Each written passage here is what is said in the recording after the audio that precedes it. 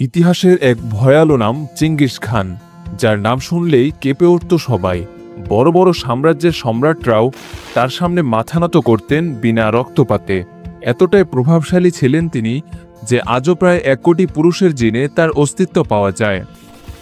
4 কোটি মানুষ হত্যাকারী সেই চেঙ্গিস খানও নাকি এক মুসলিম যোদ্ধার ভয়ে রণক্ষেত্র ছেড়ে গিয়েছিলেন।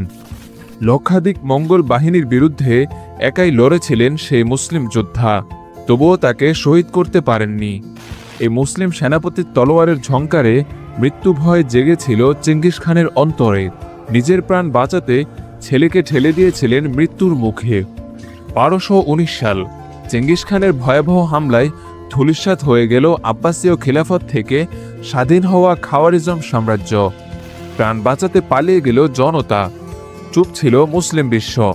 ঠিক সেই অন্ধকার সময়ে আশার দীপ্ত এক সূর্য হয়ে আবির্ভূত হলেন সুলতান আলাউদ্দিনের বীরপুত্র সুলতান জালালউদ্দিন খাওয়ারিজম শাহ। তিনি একাই গর্জে উঠলেন মঙ্গল সাম্রাজ্যের বিরুদ্ধে। পিতা ও সাম্রাজ্যহারা জালালউদ্দিন বিভিন্ন শহর ঘুরে সৈন্য সংগ্রহ শুরু করলেন, কিন্তু চেঙ্গিস খানের ভয়ে মুসলিমরা সাড়া দিল না। শাসকরাও নীরব রইল। অবশেষে বহু চেষ্টায় আর আহ্বানে মাত্র কয়েক হাজার সাহসী যোদ্ধাই সুলতানের ডাকে সাড়া দিলেন। কান্দাহার অবরোধে এসেছিল চেঙ্গিস খানের মঙ্গল বাহিনী। মাত্র কয়েক হাজার সৈন্য নিয়ে চিতার মতো ঝাঁপিয়ে পড়লেন সুলতান জালালউদ্দিন। এমন অতর্কিত হামলা হবে তা চিন্তাই করেনি মঙ্গলরা। এই যুদ্ধে প্রায় সকল মঙ্গল সেনা নিহত হয়। মুসলমানদের হাতে মঙ্গলদের প্রথম পরাজয়। তেলে বেগুনে জ্বলে উঠল চেঙ্গিস খান। অন্যদিকে মুসলিম বিশ্বে ছড়িয়ে পড়ল মঙ্গল বাহিনীর পরাজয়ের কথা। দলে দলে মুসলিমরা যোগ দিলেন যুদ্ধ করতে। 25 বছরের এক তরুণ জালালউদ্দিনের কাছে বারবার হার।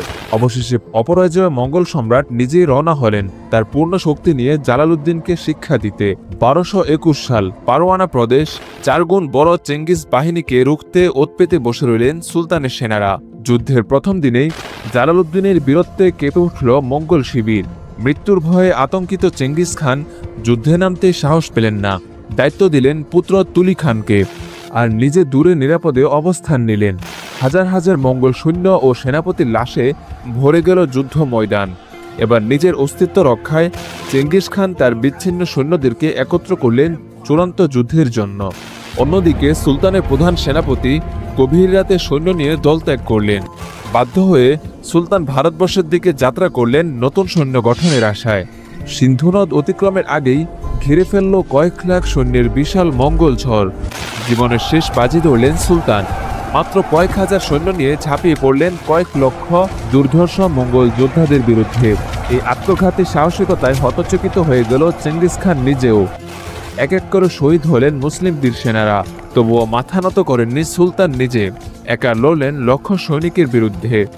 কয়েক ঘন্টা ধরে চলল এই অসম যুদ্ধ। মৃত্যু ছাড়া কোনো পথ খোলা নেই। যুদ্ধ করতে করতে অবিশ্বাস্য কাণ্ড ঘটালেন সুলতান। ঘোড়ায় চড়ে উত্তাল সিন্ধু নদে দিলেন লাফ। সাঁতরে পার হয়ে এলেন নদীর পারে। ওপারে অবাক বিস্ময়ে তাকিয়ে রইলেন চেঙ্গিস খান ও তার কয়েক লাখ সৈন্য। চেঙ্গিস খানের দিকে তাকিয়ে বিকট শব্দে অট্টহাসি দিলেন এই মুসলিম যোদ্ধা। হাসির শব্দ চেঙ্গিস খানের কানে নিজের ব্যর্থতার করুণ সুর হয়ে ধরা দিল। ঐতিহাসিকদের মতে মঙ্গল বাহিনী ও মুসলমানদের মধ্যে জুলকারনাইনের প্রাচীর হিসেবে ছিলেন সুলতান জালালউদ্দিন। তার প্রমাণ তার মৃত্যুর পর হারে হারে টের পেয়েছিল মুসলিম বিশ্ব।